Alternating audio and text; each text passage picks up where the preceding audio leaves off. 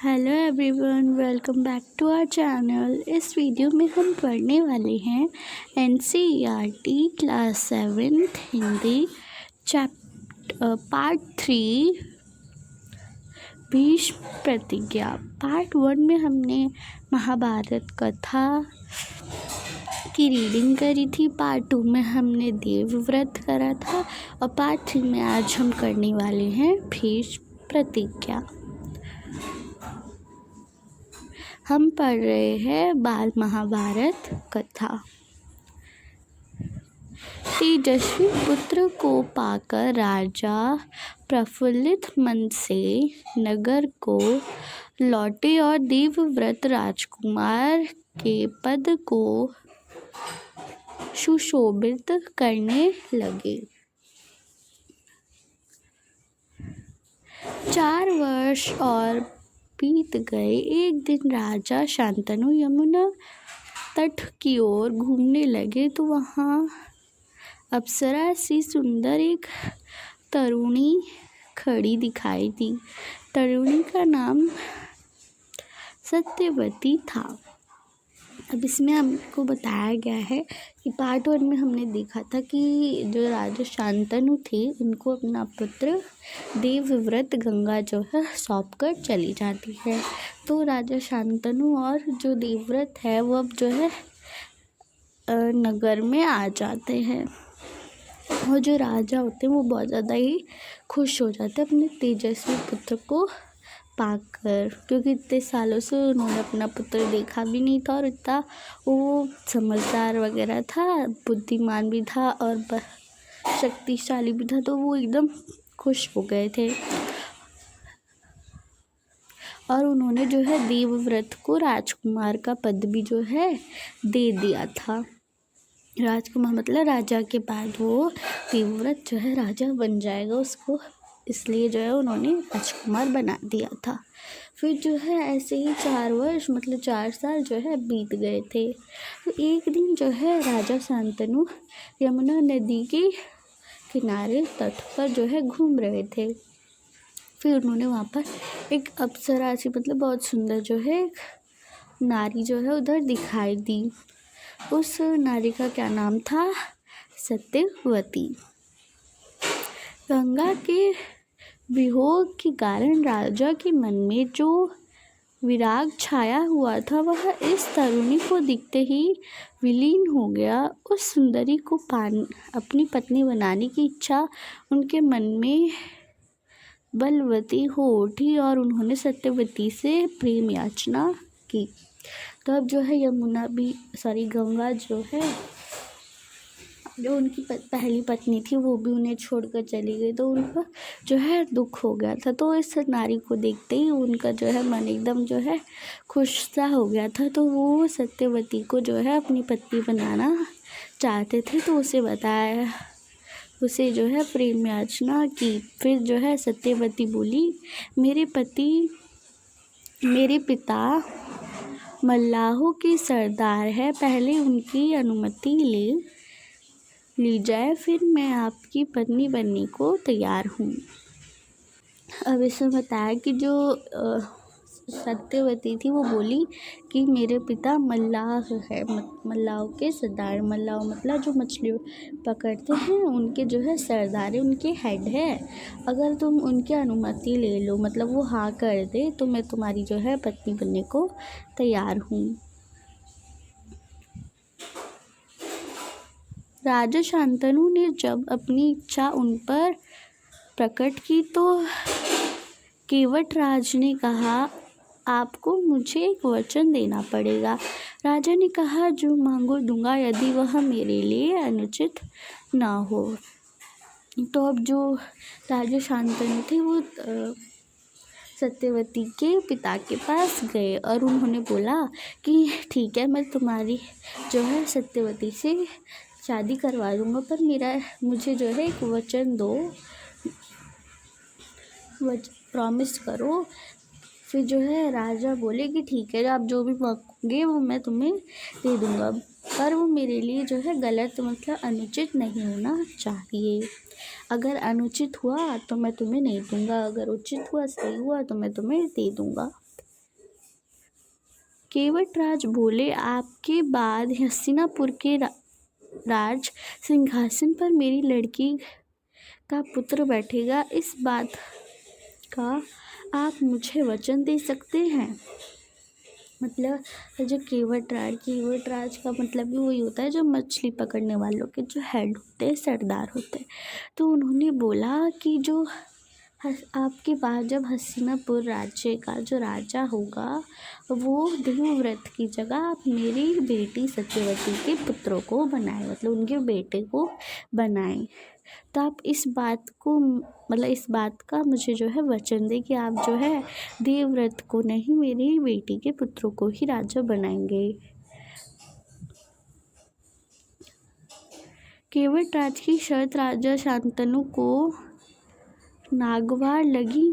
गंगासूत को छोड़कर अन्य किसी को राजगद्दी पर बैठने की कल्पना तक उनसे न हो सकी।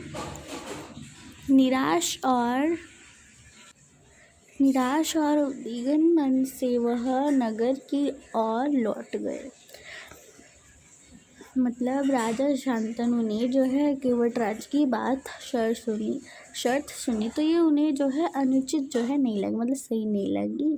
और उन्होंने जो है गंगासूत मतलब गंगा के पुत्र को गद्दी पर किसी और को बिठाने की जो है उन्होंने सोचा भी नहीं था कि जो देवव्रत है उनकी जगह में किसी और को जो है गद्दी मतलब राज सिंहासन दूंगा। तो वो जो है उदास होकर जो अपने नगर हस्तिनापुर जो है वापस चले गए थे। किसी से कुछ कह भी नहीं सके, पर चिंता उनके मन को कीड़े की तरह कुतर कर खाने लगी।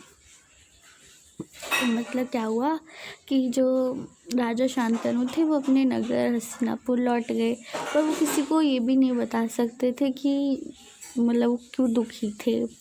और उनकी जो चिंता थी, मतलब उनका जो चेहरा है उन पर जो है ऐसा लग रहा था कि ये ऐसे चिंतित से है।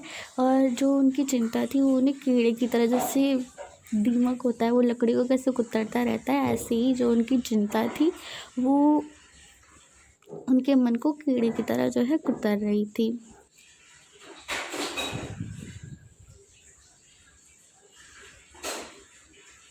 देवव्रत ने देखा कि उसके पिता के मन में कोई ना कोई व्यथा समाई हुई है। मतलब जो है देवव्रत जो है अपने पिता को देख रहे थे, मतलब उनके चेहरे से ही लग रहा था जैसे वो कुछ बात के लिए चिंतित है। तो देवव्रत ने देखा और उसने जो है मन में सोचा कि कहीं कोई ना कोई तो मेरे पिता को कोई दुख है। एक दिन उसने शांतनु से पूछा, पिताजी, संसार का कोई भी सुख ऐसा नहीं है जो आपको प्राप्त ना हो, फिर भी इधर कुछ दिनों से आप दुखी दिखाई दे रहे हैं। मतलब देवव्रत ने राजा शांतनु से बोला कि पिताजी, संसार का जो है कोई भी सुख जो है आप प्राप्त कर सकते हैं, मतलब जो भी आपको चाहिए वो आप जो है ले सकते हैं। तो फिर भी आप जो है इतना आप जो है कुछ भी चाहे वो पा सकते हैं, तो फिर भी आप जो है इतने दिनों से दुखी क्यों दे रहे हैं? आपको किस बात की चिंता है?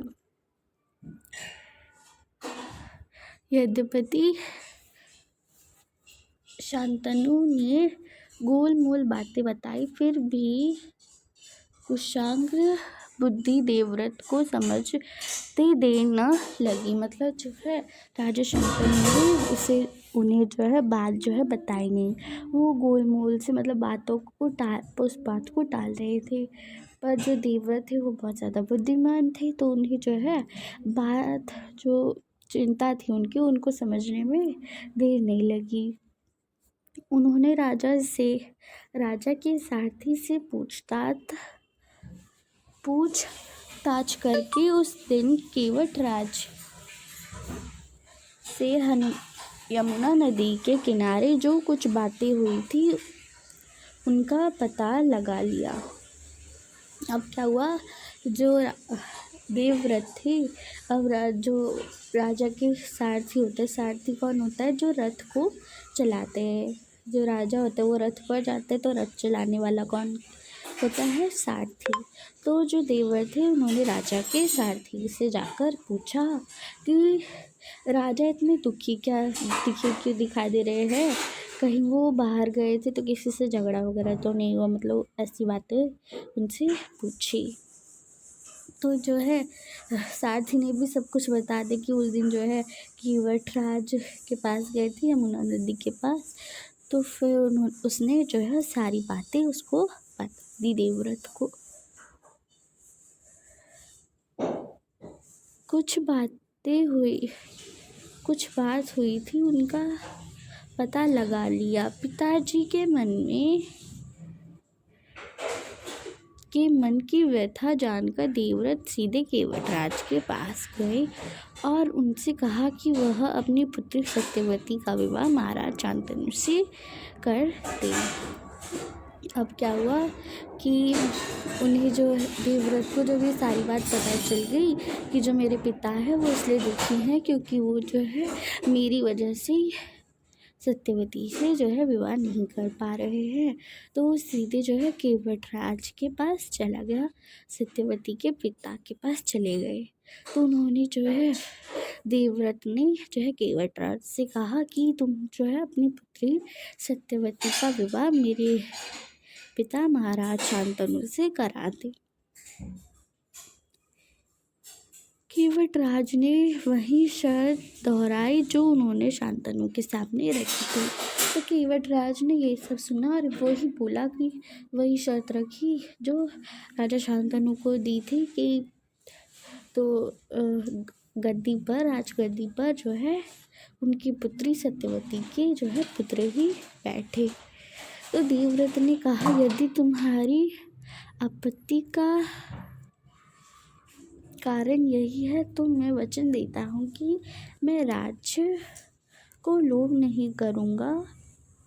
सत्यवती का पुत्र ही मेरे पिता के बाद राजा बनेगा। मतलब उन्होंने बोला कि ठीक है, अगर तुम्हारी यही दुविधा है, मतलब यही कारण है कि मेरे पिता दुखी है, तो फिर मैं जो है राज्य जो है नहीं लूँगा और तुम्हारी जो पुत्री सत्यवती है उसका ही पुत्र जो है मेरे पिता के बाद जो राजगद्दी पर बैठेगा। मतलब मैं नहीं बैठूँगा, सत्यवती का पुत्र ही मेरे पिता के बाद बैठेगा। फिर जो है केवटराज इससे संतुष्ट ना हुए, मतलब उनको जो है इसमें भी जो है वो संतोष नहीं हुआ।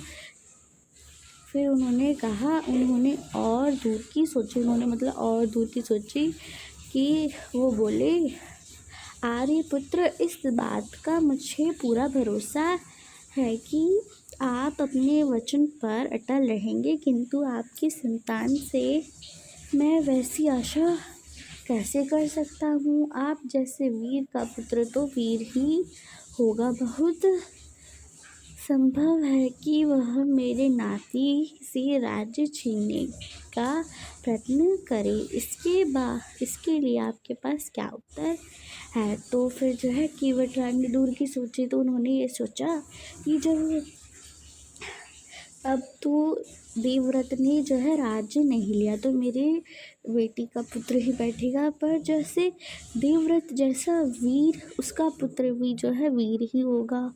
जब देवव्रत का पुत्र होगा तो वो भी उसके जैसे ही बहुत ज़्यादा वीर बुद्धिमान ही होगा। तो वो अगर देवव्रत जो है राज्य नहीं ले रहे तो ये थोड़ी हो सकता है कि जो है देवव्रत का बेटा भी राज्य ना ले, वो तो ज़रूर लेगा। तो वो मेरे नाती से जो है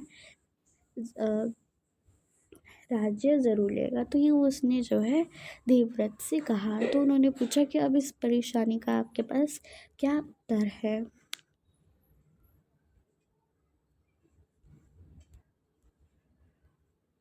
केवटराज का प्रश्न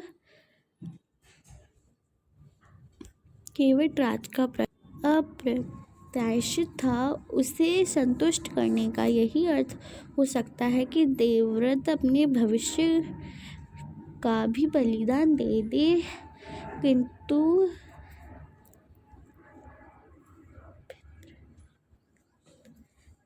प्रत्येक वक्त देवव्रत इससे ज़रा भी विचलित नहीं हुए। गंभीर स्वर में उन्होंने यह कहा, मैं जीवन भर विवाह नहीं करूँगा, आजन्म ब्रह्मचारी रहूँगा, मेरी संतान ही नहीं होगा, अब तो तुम संतुष्ट हो। तो मतलब केवटराज की बात सुनकर जो है देवव्रत जो है विचलित जो है नहीं हुए, मतलब वो टेंशन में नहीं आए कि अब मैं क्या करूं। तो उन्होंने जो है गंभीर होकर जो है उन्होंने बोला कि ठीक है, अब मैं जो है जीवन भर मतलब कभी भी जो है विवाह मतलब शादी जो है नहीं करूँगा, पूरी अपनी ज़िंदगी जो है ब्रह्मचारी रहूँगा, मतलब शादी या वगैरह नहीं करूँगा, साधु संत की जैसे ही रहूँगा, फिर मेरी जो है संतान भी नहीं होगी, तब तो तुम खुश हो। किसी को आशा न थी कि तरुण कुमार ऐसी कठोर प्रतिज्ञा करेंगे। देवव्रत ने भयंकर प्रतिज्ञा की थी, इसलिए उस दिन से उनका नाम भीष्म पड़ गया। केवटराज ने सानंद अपनी पुत्री को देवव्रत के साथ विदा कर दिया। तो मतलब किसी ने भी वहाँ पर जितने भी लोग थे किसी ने भी ये नहीं सोचा था कि जो देवव्रत है वो इतनी कठोर मतलब इतनी हार्ड जो है प्रतिज्ञा लेंगे कि वो जीवन भर जो है शादी ही नहीं करेंगे और ब्रह्मचारी रहेंगे। तो किसी ने भी ये सोचा नहीं था।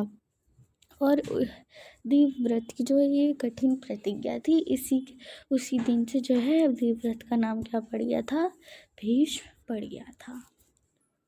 तो इसलिए तो हम बोलते हैं गंगा पुत्र भीष्म, तो उसी दिन से जो है देवव्रत का नाम जो है भीष्म पड़ गया था। और केवटराज ने अपनी पुत्री को खुशी खुशी जो है देवव्रत के साथ विदा कर दिया था, मतलब उसे दे दिया था। सत्यवती से शांतनु को 2 पुत्र हुए, चित्रांगद और विचित्रवीर। शांतनु के वेवासन पर चित्रांगद हस्तिनापुर के सिंहासन पर बैठे। उनके युद्ध में मारे जाने पर विचित्रवीर की 2 रानियां थीं, अम्बा और अम्बालिका। अम्बा के पुत्र थे धृतराष्ट्र और अम्बालिका के पांडु। धृतराष्ट्र के पुत्र कौरव कहलाए और पांडु के पांडव। अब क्या हुआ, जो सत्यवती और शांतनु की जब शादी हो गई तो उनके जो है 2 पुत्र हुए। वो कौन थे, एक तो था चित्रांगद और एक थे विचित्रवीर। जब जो है राजा शांतनु जब मर गए थे तो फिर उनकी जगह जो है चित्रांगद जो है हस्तिनापुर के सिंहासन पर बैठे, मतलब वो राजा बन गए थे। पर किसी युद्ध में जो है चित्रांगद की जो वो मर गए थे, तो इसी वजह से जो है चित्रांगद की जगह जो है विचित्रवीर को राजा बनाया गया। तो विचित्रवीर की जो है 2 रानियां थी, मतलब उन्होंने जो है 2 शादियां की थी। तो उनकी 2 रानियों के नाम क्या थे, अंबिका और अम्बालिका। तो जो उनकी पत्नी अंबिका थी उनसे उनके जो पुत्र हुए उसका नाम था धृतराष्ट्र, और जो उनकी दूसरी पत्नी अम्बालिका थी उनसे पुत्र हुए पांडु। और जो धृतराष्ट्र के जो पुत्र थे, मतलब जब धृतराष्ट्र के पुत्र हुए तो उन्हें हम क्या कहते हैं, कौरव। और जो पांडु थे, जो अम्बालिका के पुत्र पांडु थे, उनके पुत्रों को हम क्या कहते हैं, पांडव। तो इसके बाद क्या हुआ, महात्मा भीष्म शांतनु के बाद से कुरुक्षेत्र युद्ध का अंत होने तक उस विशाल राजवंश के सामान्य कुलनायक और पूज्य बने रहे। शांतनु के बाद कुरुवंश का क्रम यह रहा। तो ये कुरुवंश का जो है क्रम है। तो मतलब क्या हुआ, जो पितामह भीष्म थे वो राजा शांतनु के पुत्र थे। तो राजा शांतनु के टाइम से लेकर वो कुरुक्षेत्र का जो युद्ध हुआ था महाभारत, उस टाइम से लेकर कुरुक्षेत्र के युद्ध तक जो है वो उस विशाल राज्य के कुलनायक, मतलब जो सबको जो है सही सलाह देते हैं और सब जो है उन्हें पूज्य और सबके वो पूज्य बने रहे, मतलब सब उन्हें जो है आदर देते रहे। तो अब जो है इनका जो है कुलवंश का क्रम देख लेते हैं। तो पहले आते हैं राजा शांतनु।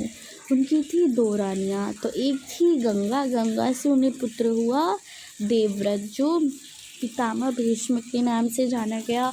और जो राजा शांतनु की दूसरी पत्नी थी, उनका क्या नाम था? सत्यवती। तो सत्यवती से उनके 2 पुत्र थे, चित्रांगद और विचित्रवीर। चित्रांगद की जो है युद्ध में उनकी मौत हो गई थी, तो वो मर गए थे।